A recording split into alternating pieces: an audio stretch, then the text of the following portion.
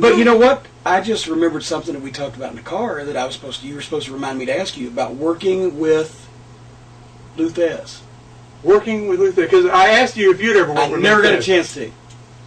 When I first started in Mississippi, when we already talked about that era, who was there and everything, thez he was a friend of Frankie King and those guys, and he came in for a few shots. He was wrestling then, and he had a match with one of my Mongolians, one of the Samoan guys that I was managing, and he was going to do a deal where he hit the ropes and I was going to pull his leg.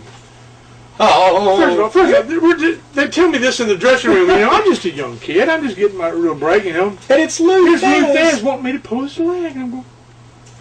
There's that, you know. Anyway, here we go into the finish.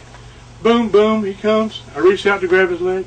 Missed it. Missed it. He took two steps, turned around and goes, "You stupid son of a bitch." I was like the wicked old witch on Wizard of Oz when they had the water dumped on her. I'm melting. I melted at ringside. So that's it. My wrestling career is over. thez just called me a stupid son of a bitch. I missed pulling his leg, you know, and I'll never forget that. But you never had a chance to work with Lou, huh? I mean, I've met him and talked to him many times, seen him at conventions. I've,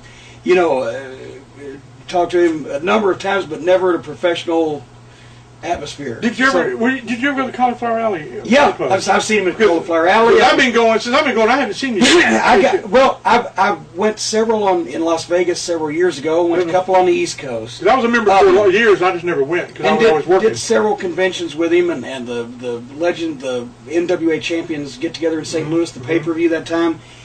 But I mean, and I've talked to Charlie on the phone several times, and I asked him for enough autographs, and I finally got embarrassed about asking because I had him sign his book again, a magazine, pictures, So I was around him before he died numerous occasions, but it was always after he'd retired. I never got a chance to work with him when he was still in the ring.